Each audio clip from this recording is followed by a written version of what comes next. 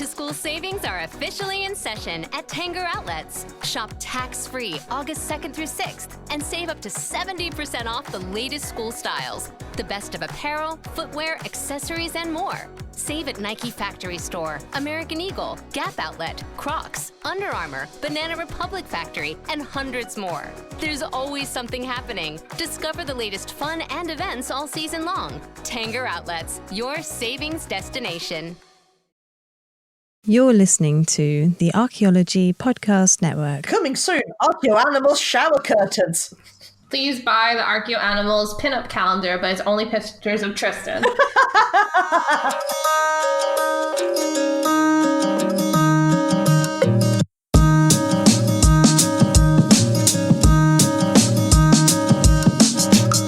Welcome to another episode of Archaeoanimals. As always, it's Alex Fitzpatrick, and with me, Simona Falanga. And today we are talking about chicken. I don't know why I decided to say it like that, but, you know, chicken. Oh, and of course, it's our pet chicken, Tristan, is here as well. Hello. Give us a real perspective. Barbecue sauce. Oh, God. Yeah, let's start the episode with this. Favorite chicken-based meal. Go. I don't know, because, I do like a big hunk of chicken. Mm-hmm, of course. But I don't know. Chicken Kievs are pretty good. I mean, they're named after a Ukrainian city, I think. So, yeah, I'll go for chicken Kiev. That's where I'm putting my money. Simona? What my mum calls chicken pizza, which essentially is it's a chicken breast. It's not a pizza with chicken, but it's like you get a chicken breast and you get it covered like in a batter of like breadcrumbs and beaten egg, and then you put just chopped cherry tomatoes and mozzarella, and you put it in the oven. So it's like a pizza, but on a chicken base. And as the native New Yorker here, I'm going to say Wang's. So, now that we've established what the best chicken foods are, let's talk about the actual thing. What are Wangs? Sorry. Chicken Wangs. I mean, realistically, you just can't say it right. You want buffalo wings. Again, as someone from New York who has actually gone to Buffalo, New York to have Wait, buffaloes have wings? Oh, God. Sorry, I'm just derailing this. Stay on topic, guys. You should make an outline to do the podcast, guys. I'm so hungry now. God. Oh, this is amazing. Okay, now let's get serious, though, guys. All right, so we're here to talk about the chicken, the anomaly of zooarchaeology. I feel like sometimes because it's very weird and very debatable. I don't know if that's the right word for it. I'm sure you'll tell us more about why they're debatable later. It's the subject of a lot of research right now. Specifically here in the UK, we have a whole chicken project going on looking at chickens. But, you know, let's start all the way at the beginning. Yeah, just origins of the chicken. Rewind it all to about 8,000 years ago, more or less, because research is still ongoing, as we mentioned. Yeah. So chickens, or in their more scientific term, clucks, originate in That wasn't even a good joke, but it was really funny. Yeah, I get falling apart like a really good chicken wing. I get the party started. It was so much fun. But yeah, chickens originated in Southeast Asia. Our domestic chicken is the domesticated red jungle fowl, Gallus gallus, which, as you may suspect, is found in Southeast Asia. Now, the fact that our modern chickens descend from the red jungle fowl was first theorized by Darwin himself and was later confirmed by DNA research. Although there are some theories jumping around that the red jungle fowl may have hybridized with the grey jungle fowl. Thus, the modern chicken breeds descend from both, but that's still relatively debated. But one interesting bit about its the wild ancestor of the chicken is that the jungle fowl is the size of a bantam. And for those who are not familiar with bantams, they're like this micro, like tiny chicken breeds.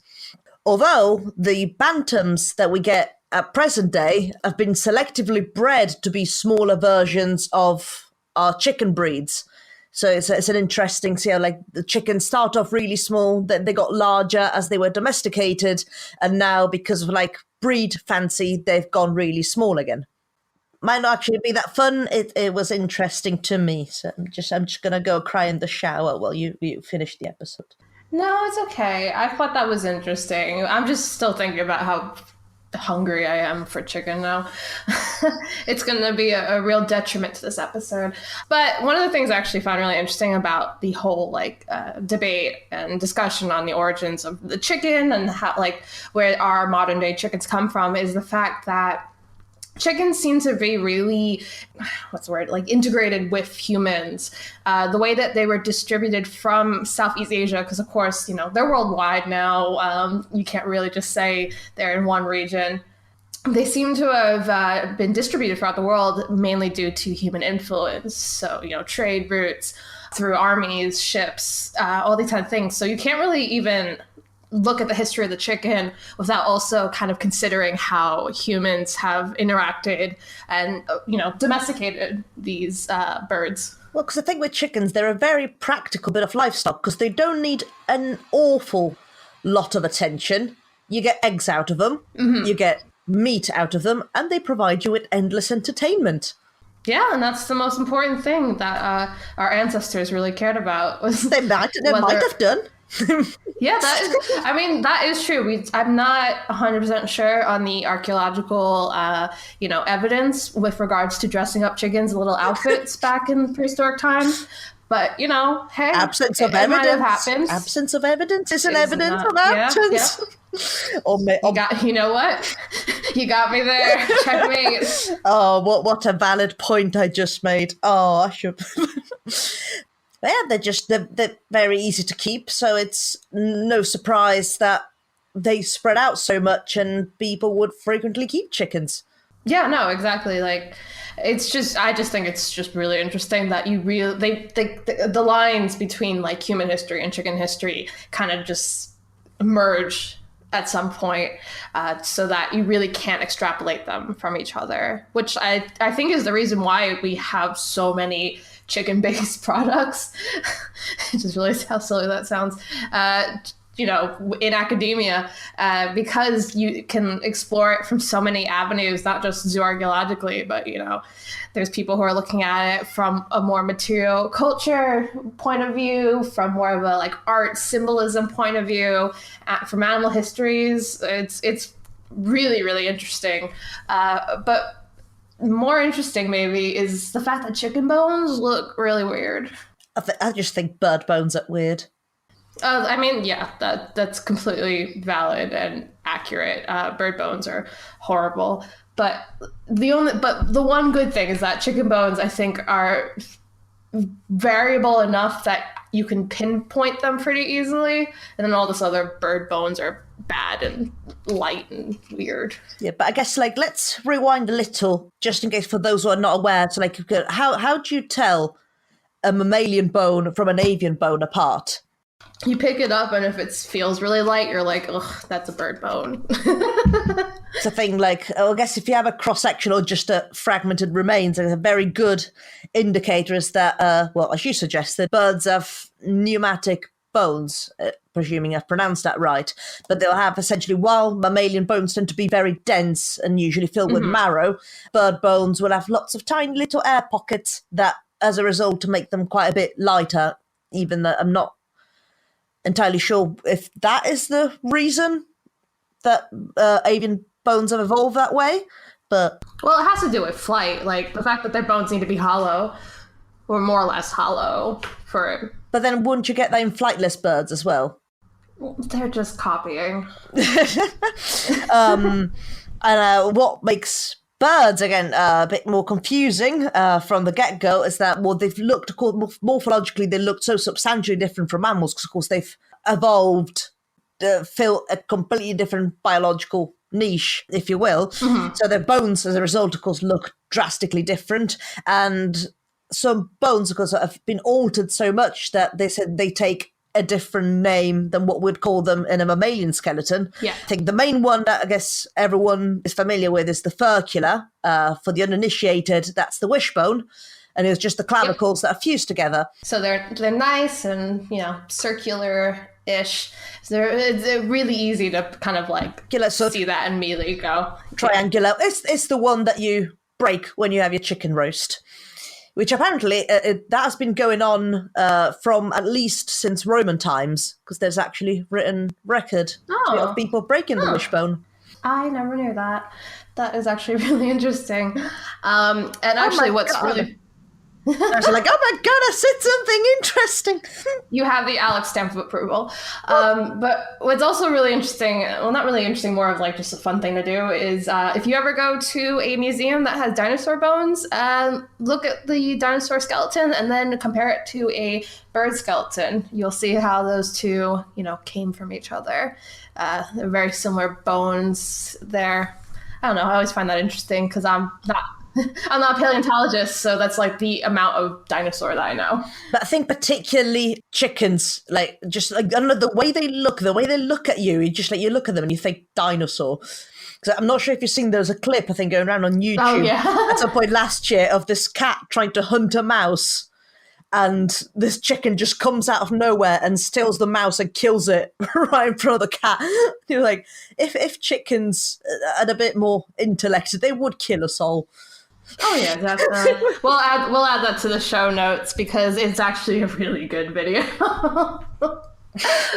But yeah, so more specifically, I guess, to chickens again, when it comes to the actual bones, we'll post some photos of it. But one thing I kind of like about chicken bones is that they're very they're very short, they're very stocky, they're very wide. They look so different from the average bird bone that it's really easy to, if you have like a big pile of bird bones like I do all the time because I don't know, I'm being punished for something, you can easily point it out and be like, well, there you go. That's a domesticated fowl right there. There's differences in chicken bones versus bird bones. For example, on the leg bones of a chicken, they'll usually have cockspurs, the little kind of sharp thing that sticks out of them. And you won't really see that on other avian bones. So... Although that just to spice things up, because usually the cockspurs, as the name suggests, will appear on males, but sometimes you find them on females just for the kicks. There you go. Actually, there was one thing about, I guess it's not just chicken bones, it probably applies to other birds as well. I'm not sure if I'm remembering this correctly, but if some of them bones have some extra porosity, that might suggest that the bird was in laying season. Oh, okay. Yeah. Because in some of the minerals that they would normally take for themselves would go into the production of the eggshell. Mm-hmm. Yeah, okay. That makes sense. I've never actually thought about that. But so that's a thing. That may be a thing. I also find, though, that one of the issues when it comes to chickens in zoo archaeology is that chicken bones have changed a bit since, let's say, in my case, when it comes to prehistoric times. So, in your reference collection, you'll usually have modern chicken, from everyone's like KFC or something. So yeah, that doesn't really work. I guess we'll get into it a little bit more later. Yeah, but I guess again, because chickens are so plastic. Almost. There's so much variation between the breeds, and breeds that are all been developed fairly recently, because I guess the chicken fancy, I'm just going to say it probably started around the 1800s or so, the Victorian period. Mm-hmm. I think chickens were all the rage in Victorian England for reasons. Actually, no, they're kind of cute. I like chickens. So, yeah, they're going to look substantially different because we started selectively breeding them for particular looks, so in the case of the broiler chicken, to accumulate as much fat and meat as is feasibly possible in a short amount of time, so you can kill it when it's really young and still get lots of meat out of it. I mean, that's also the story for most domesticated animals these days, isn't it? Yeah, but there's a lot of issues when it comes to... Actually, no, there was not a lot of issues when it comes to using modern references for archaeological means, but you can run into issues every so often, and you always have to kind of keep that in mind when you're comparing, I feel like. No, I think it's mainly like the broiler chicken doesn't work very well because, of course, they accumulate a lot of body mass in a very short amount of time, meaning that when they're butchered, they're very immature individuals. So ultimately, if you try to save your chicken dinner, turn it into a piece for your reference collection, well, you're just going to get a load of juvenile bones that are very porous, and the unfused ends will probably just dissolve, and you're just there with big porous diaphyses, which aren't very helpful. Oh God, I'm so hungry now. This is really killing me. So maybe we'll go for a break now. Yeah, so like Alex can have some grub, and then we'll be back at the next segment. This network, the Archaeology Podcast Network, and of course its shows, including Archaeoanimals, is supported by our members. There are 3 different tiers of membership, starting from as low as $5 per month. With it, you get a host of goodies, including t-shirts, mugs, stickers, and much, much more. Also, you can listen in to bonus content, hear from this show and many other shows, all for pennies a day. So consider, if you like what we do, signing up to the Archaeology Podcast Network membership. Chris Webster here to talk about one of our affiliates with the Archaeology Podcast Network. Affiliates help you and they help us. So head on over to arcpodnet.com/side hustle. If you want to do something extra with your time, or maybe you even want a different career for a little while, maybe you need something to hold you over for the winter, then check out arcpodnet.com/side hustle. A friend of mine has a website called indemandcareer.com because that's what it is. It's digital marketing. You'll learn everything about social media, all the trends, how to get clients, and how to help them increase their social media and marketing efforts online. You can do all that from your hotel room. So check it out at arcpodnet.com/side hustle. Hello and welcome back to Archaeoanimals. It's Simona. I'm still here, and with me still, hopefully sated. It's Alex Fitzpatrick. There you go. All is good. So, Let's chickens. Go back to chickens, yeah. So one of my favorite questions I always ask on this podcast is kind of, what do these bones actually tell us about a site? So, I mean, the main thing that we've been talking about this whole time when it comes to chickens is domestication. So these people are chickens. Neat. But yeah, no, the whole thing about domestication may not be the most, glamorous kind of thing, but it's very important to understand, and it's really also important when it comes to the domestication of chickens in Britain, because we kind of don't really understand the westward distribution of chickens from the Southeast Asia onto, say, the British Isles. Yeah, because I guess the chickens really don't make an appearance here until the late Bronze Age, early Iron Age. Mm-hmm. Unless I'm much mistaken. But I guess what will be an interesting question, and there may already be a paper that answers this, but you will pardon my ignorance on this instance, but what will be interesting, because what the trend that we see with a lot of domesticates, that even though some domestication occurred in Britain, for the most part, a lot of the individuals that we get were actually brought in and domesticated elsewhere. So say, we're talking about the aurochs, that even though we did have the aurochs in Britain, the domestic cows descended from aurochsen that were domesticated elsewhere and then brought into Britain. Yeah. So when it comes to chickens, especially in British sites, you're basically going to pay attention to the signs of domestication, the signs of butchery and consumption, your cut marks, your chop marks, burning, all that kind of stuff. And as someone who's working in the British Isles right now on prehistoric sites, it's a big deal when you think you've found some domestic fowl, and it's one of those things where everyone says you gotta date that, because like I said, we're still kind of exploring the history of chicken here. It's still not necessarily as well understood as you'd think, maybe surprisingly. But like I said, there's a lot of projects going on right now. So, hey, maybe within the next year or so, we'll have a better idea. And we might have to redo this episode to correct some things. But, of course, finding chickens an archaeological site because it gives us a pretty good indication about what the population was eating. Chicken was most likely on the menu, much like their eggs, but it wasn't just about food. Yeah, it's not just about food at all. We also have examples of, chickens being used in activities such as cockfighting. I think that's probably the main example I could think of when it comes to non-food use of domestic fowl. Well, again, one of my very interesting bits of information, which is about, guess what? The Romans. My good old pals, the Romans. Apparently, the Roman armies would bring chickens with them along in their camp.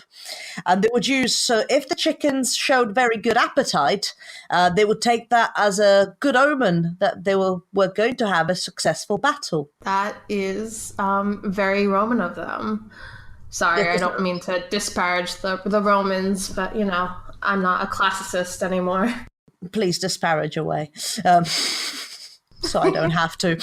But I guess, yeah, so that was a thing. Because it's interesting, because as far as, from my experience, chickens always have a very good appetite.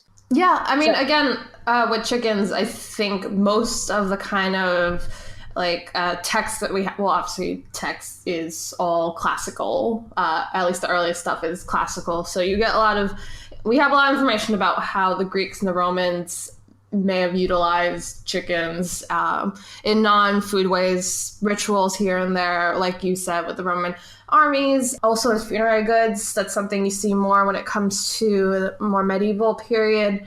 I know in Spain, in some Christian burials, actually, they found chicken remains in pots, which may have been reflective of a more folk religion, not necessarily the kind of standardization of Christian religion at the time.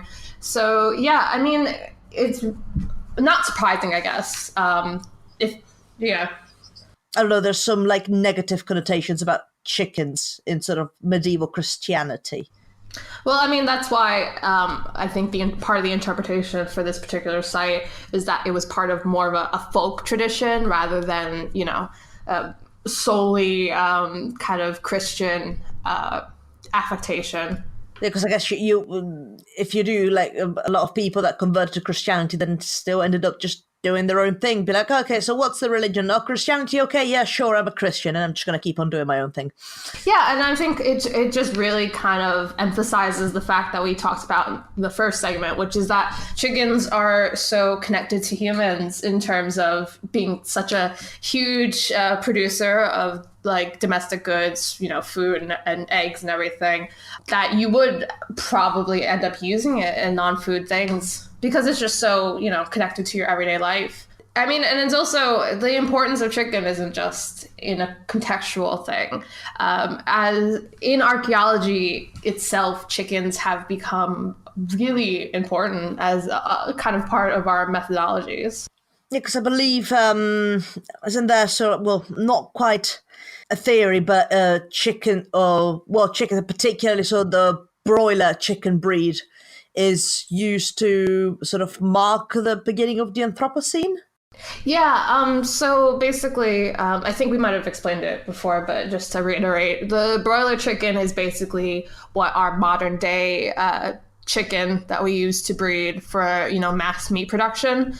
And I think it was maybe a year or two ago, I remember I believe it was the Association for Environmental Archaeology had a poll going, asking archaeologists what would we consider as a marker of the Anthropocene, which is our era, the era we're living in now.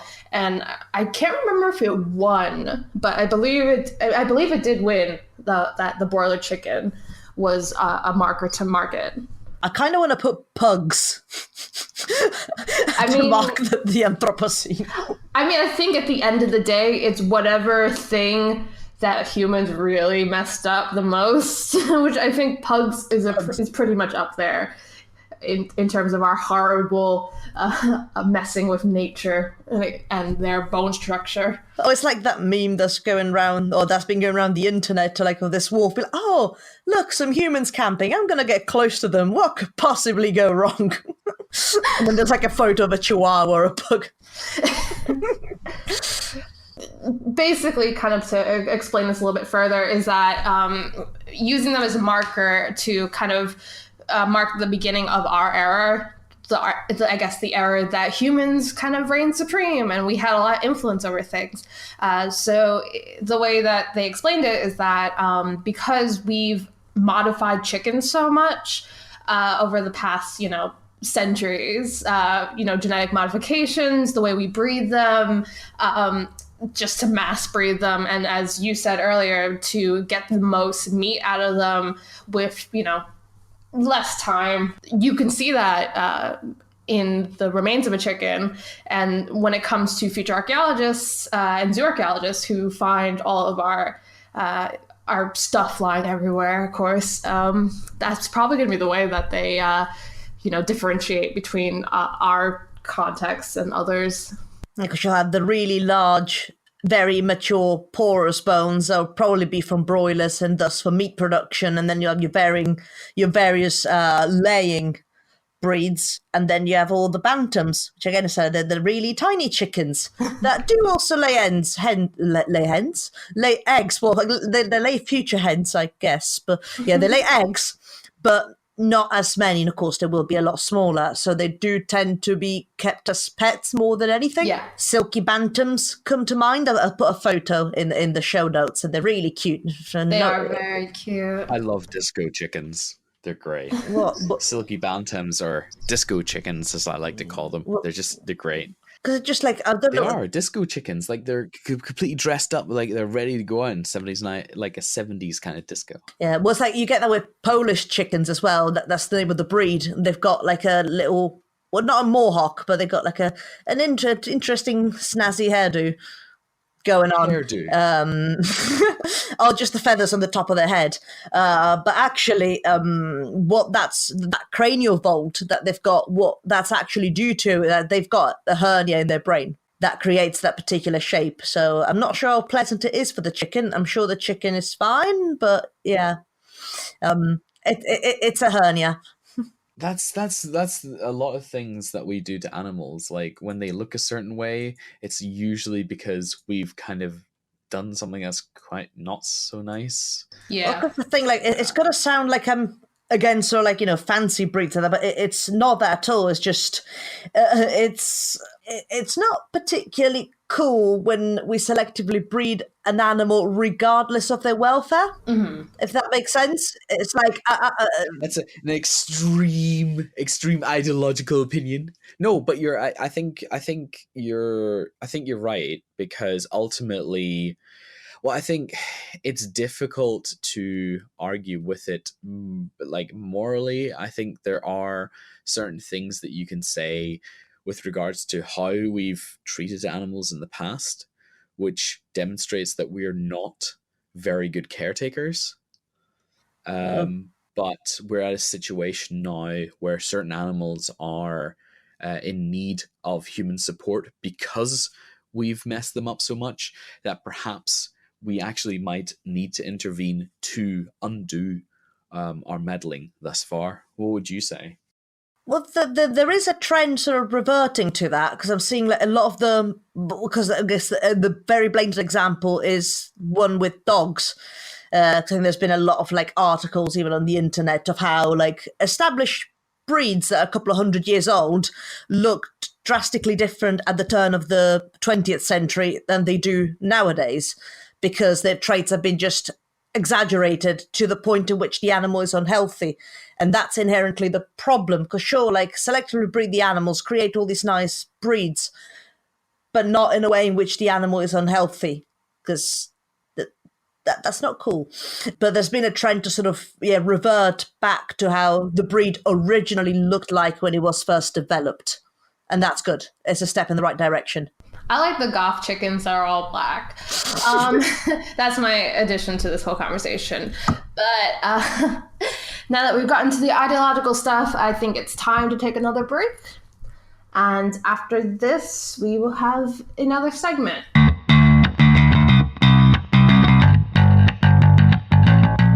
Hey, everybody. If you're listening to this podcast, you're interested in education, you're interested in archaeology, and we got something that combines both. Head on over to patreon.com/Team Black, and you'll see the Team Black Patreon page. We have lots of areas and ways that you can support us, anywhere from $1 a month at a team supporter, all the way up to $25 a month at Team Black Master. At each one of these tiers, you get videos that were produced by Team Black, videos that were produced by other experts in the field. We've got everything from rock art to getting a job in cultural resource management to field tech basics to, COSO rock art. I mean, all kinds of different things. And check it all out. We're always adding new videos, and you can join for 1 month, watch everything, and then cancel if you want. But we're looking for people who want to support us. They want this education. They want to watch these videos on their own time and learn something in the process. So patreon.com/Team Black. That's patreon.com/Team Black.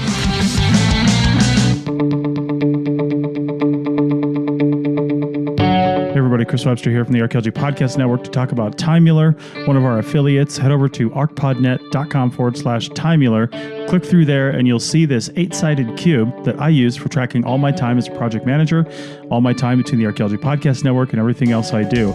All you do is label the sides and then you flip it for each thing that you do, and it tracks your time exactly. You're able to export that as an Excel spreadsheet or CSV file to add to your timesheet. So if you're doing project tracking or any sort of tracking, then use Timular. If you're out in the field, you can actually use it on just your mobile device as well. So get Timular at arcpodnet.com/Timular. Help support them and support archaeological education and outreach.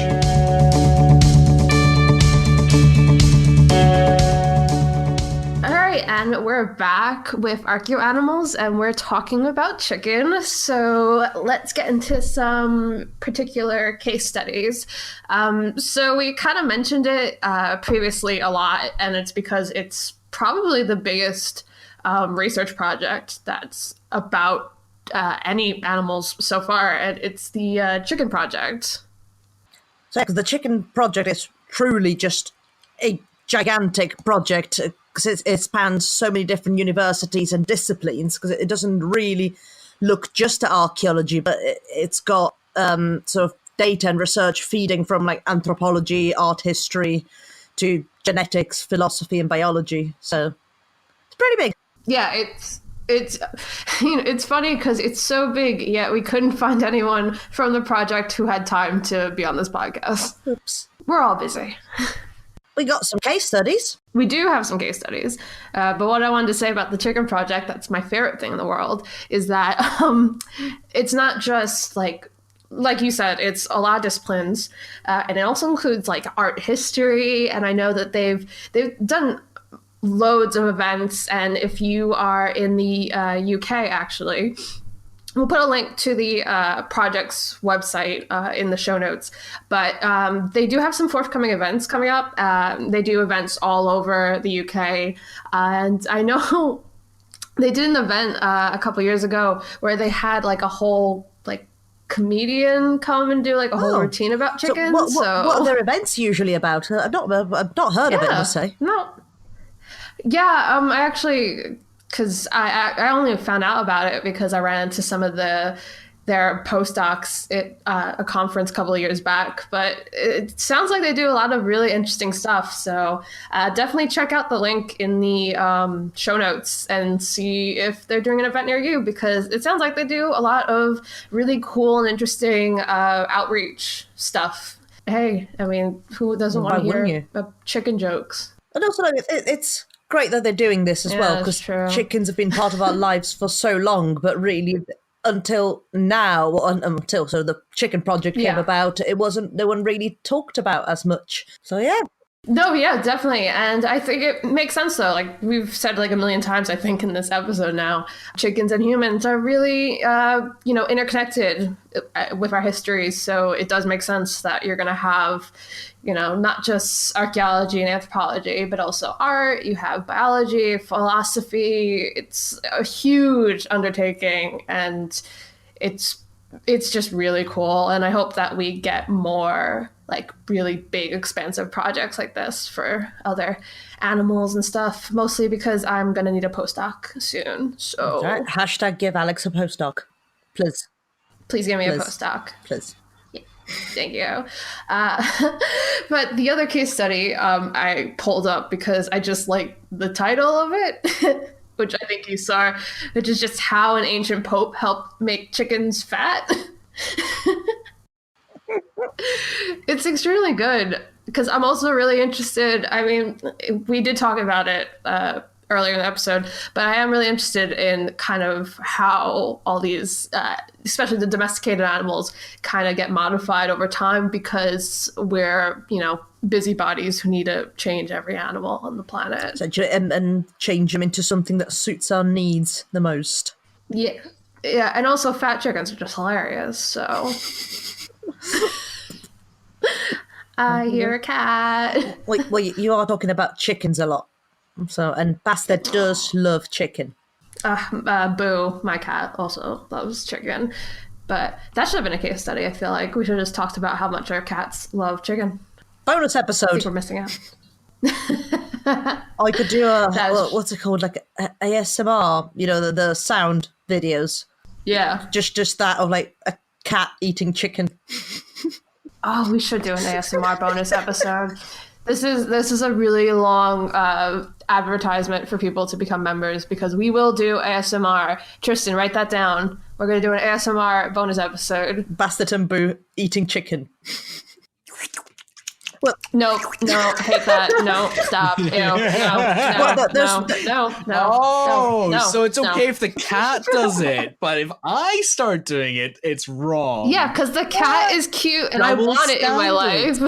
I'm cute, but nobody wants me in their life. No, that's true. Anyway, so let's talk about the Pope that made the chickens fat. This is what we came here to talk about. Anyway, so Catholic Church bans meat from four-legged animals during fasts. And that seems extremely specific, to be honest, for a ban. Like, I don't know if that's just me. The thing during fast, you couldn't eat meat, but so in a way that they saw meat as, meat coming from four-legged animals. I think I'm not sure whether it occurred exactly in the same time period. I mean, but during the medieval period, what you'd have as well, or like on fast days where you couldn't eat meat, monks would eat fish because fish isn't meat. Which is super interesting. I mean, it's wild how our conceptions of what is actually meat changes over time. But this is also like thousands of years after my period of expertise. But you do get that to the present day in a way, because you have meat and fish sort of almost classified separately. When it's all meat, it's still an animal. Yeah, it doesn't make it not meat or something. I don't know. Well, I guess it's also like how you have people who are like pescatarian, which is something that I attempted to do for like 2 months and decided that I just love meat too much to not eat it.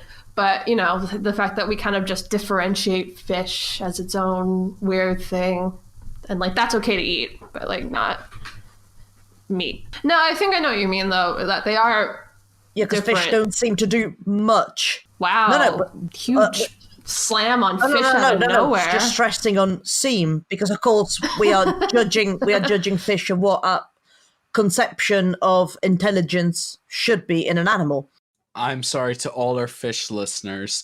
Archaeo Animals is a diverse podcast for all kinds of listeners, and fish are included in this. We'd like to apologize for the remarks made by one of our hosts, who in this time will be reprimanded, and will promise not to make such discouraging statements about fish.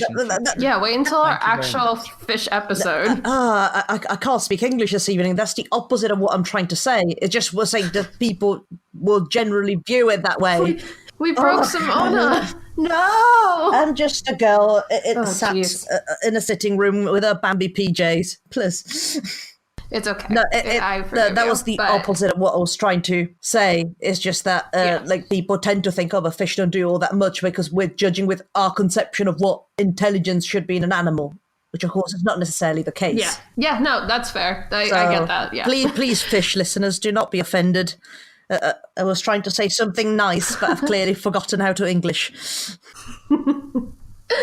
Anyway, so yeah, the Catholic Church bans meat from all four-legged animals during these fasts.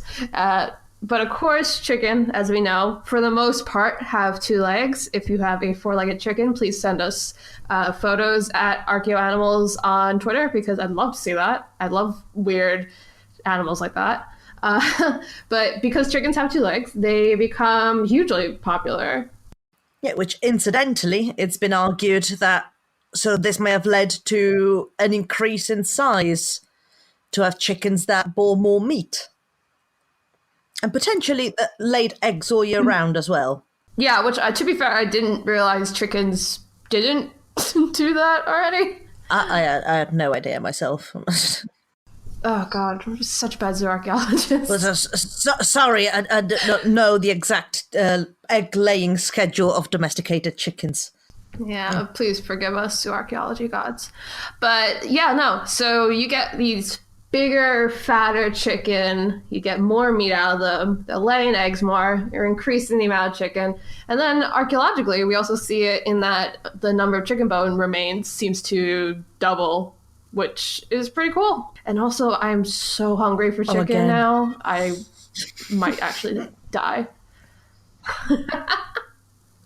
Bastet's hungry for chicken too. I don't blame him. But we should probably move away from the food stuff because, you know, chicken isn't necessarily And also we want food. Alex to pull through the rest of the episode. I do need to, like, all I can think about is ordering a takeaway once we're done recording. But chickens weren't always dinner. No, they weren't. Just something else that the Chicken Project have looked into, because they've and their researchers found that there were a number of uses other than consumption. Of course, you know, egg laying being one of the obvious ones, but also they were actually chickens have actually been found in a number of burials, notably in Middle Age Austria. And I thought that was quite interesting, because you'll find like human burials paired with chickens, but of course you'd have the hens associated with the female burials, and cockerels with the males. Yeah. It's super interesting. And then from that, archaeologists have kind of extrapolated further meaning to, you know, the fact that fighting spurs of cockerels have been buried with higher status men, and they were longer than the spurs of those buried with lower status men. So there's a lot of different meaning, I guess. Don't you with just that. love that sort of that ancient evidence of one-upmanship? My cockerel's got bigger spurs than yours. And I guess also the idea was that if they were, you know, cockfighting rings and things like that, they may associate like better fighters and stuff with the higher status men. And yeah, no, it's actually really interesting. And of course, everyone who listens to this podcast regularly knows how much we love ritual and funerary rites and all that other crap. that last word just does like summarize in a nutshell how much you just love it. I do love it, you know that. And I love a good chicken. And it's just the two things together. It's great. It's like peanut butter and jelly. Peanut butter and Nutella. Oh, peanut butter and Nutella. Okay, come back to me. Come back to me. Well, unfortunately, the other point I was going to make also has to do with food, because we do know that based on midden material and things like that, and isotopes, that people and chickens in the past have had really similar diets, which may say that there were closer relationships in the past. Maybe they lived more amongst people rather than away in coops and stuff. Again, that's more, I guess you know. some of it is as well like the tendency that that we used to have at least, but feeding kitchen scraps to our livestock and pets. Because it would happen. I think there were like high incidents of sort of grain diet in domesticated dogs, even though that's clearly not what they should be eating. But if you don't know, you don't know. I guess much the same would have happened with chickens. Just like your kitchen scraps or your veg in the kitchen would just be given to the chickens, which of course now it's quite illegal, at least in the UK. Like you can't feed to livestock anything that's been in the kitchen. So like if you got a cabbage from your vegetable patch and you rip that out from there and give it to your chicken, that's okay. But if you bring it in the house, because I think the fear is sort of contamination with meat products and other stuff once it enters a domestic environment. So feeding food like kitchen scraps to livestock, just big no-no. I did not know that. And I don't know if there's a similar law in the US, because I had a friend who had a chicken and like that chicken just chilled like all the time in the house. So that might have been illegal. Can't remember if we fed that chicken. I just know the chicken eventuly got killed by a raccoon or something. What a beautiful way to wrap this up. Sorry to bum you all out with that. But yeah, no, I guess you just shouldn't have chickens in suburban New York. Who would have thought? I didn't know raccoons hunted stuff. I didn't either. And to be honest, maybe it wasn't a raccoon. I thought raccoons mainly just scavenged round, but... Yeah, but you don't know American raccoons. I believe they're called trash pandas in America. I'm just trying to correct you. I think they're called that, actually. You expecting to get, like, upvotes on this Reddit post of yours? No, I'm just taking my That's a niche joke. My role as a man in this conversation is to butt in at in stupid point and try and correct somebody on something they should probably already know. All right, Fedora, chill out. Milady. Oh God. What's your favorite chicken joke? That was actually why I was going to interrupt. Let me think. I don't know. I don't really find chicken jokes funny. What are chicken jokes? Hey. Like, why did the chicken cross the road? Because it was hit by a car and died, and the other side of the road is like the afterlife. Okay. Stuff like that. Right. Yeah. Yeah. Why did the chicken cross the road? Why? I don't know. Ritual? Why not? Get it? Because that was archaeologists saying about everything, right? How do Ritual? I hang up on this call? Come on! No, it's a funny joke! You can hypnotize chickens, like with chalk. Isn't that amazing? Wait, did I talk about the chicken that lived without a head yet on this podcast? Did we? Simona, do you remember this? Did we talk about that? Because I just realized that we went through this whole episode and I don't think I talked about Mike the chicken. Oh, okay. You need to talk about that right now. Okay, I'm gonna end this episode with Mike the chicken. So for those who don't know, Mike the chicken lived in Colorado in like the 1940s, and he was supposed to get his head cut off, but it didn't cut off all of his head. Like a bit of his brainstem lived. So this chicken still lived without a head, and then its owner would feed him by using droplets of like water and stuff. And they used to tour around all America and was this huge roadside attraction. And then finally he choked to death and died. The end. What a heartwarming story. It's very important to history, okay? It's my mom's favorite thing she's ever seen in a museum. Oh, but which museum is it in? Is it at? It's in Ripley's, believe it or not, in New York City. You're welcome, Ripley's. I think that wraps us up, though. It was just a very important story that I had to tell. But yeah, that does wrap us up. Maybe we'll have a future episode on weird roadside animals, because I would actually be very interested in talking more about that. Don't forget to check our show notes. We've got all the links to the different case studies and stuff that we talked about, and like things like the Chicken Project down there if you want to find out more. Remember that you can also contact us on Twitter at ArchaeoAnimals. And remember to also subscribe to the network so you can hear us ramble more about animal bones and all that other fun stuff. There's also loads of other great podcasts on the Archaeology Podcast Network. And I don't think there's any that Tristan has that are worth mentioning. So, Well, if you're not fed up of hearing Tristan speak yet, he does actually have his own show called Modern Myth. So go check that out. Stop kissing up to the producer. Or don't. I'm just a girl. Right, Simona, you're getting the prize. Alex, you're out. You're going. You're leaving. This is what we have to do. We have to talk each other's shows up. It's not like I mention you guys. Yeah, because we're funny and good. You know that because you never listen. But yes, please check out all the other shows on the Archaeology Podcast Network, and also become a member. So help support all of us. We like to do these shows, and it helps if you support us and you get access to cool content and stuff like that. So yeah, I think that does it for this episode. However, after this, I think that this will be the last episode of Archaeoanimals, as I will proceed to move to a mountain where I intend to live as a goat. That sounds so good.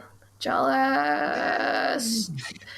But, well, I guess Simona will be a goat, but otherwise this has been Alex Fitzpatrick and Simona Falanga.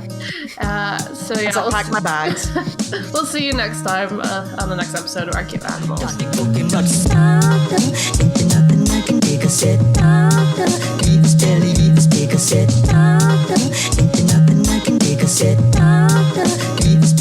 Thank you for listening to Archaeoanimals. Please subscribe and rate the podcast wherever you get your podcast from. You can find us on Twitter at Archaeoanimals. Also, the views expressed on the podcast are those of ourselves, the hosts and guests, and do not necessarily represent those of our institution, employers, and the Archaeology Podcast Network. Thanks for listening. This show is produced and recorded by the Archaeology Podcast Network, Chris Webster and Tristan Boyle, in Reno, Nevada, at the Reno Collective. This has been a presentation of the Archaeology Podcast Network. Visit us on the web for show notes and other podcasts at www.archpodnet.com. Contact us at chris@archaeologypodcastnetwork.com. Thanks again for listening to this episode and for supporting the Archaeology Podcast Network. If you want these shows to keep going, consider becoming a member for just $7.99 US a month. That's cheaper than a venti quad eggnog latte. Go to archpodnet.com/members for more info.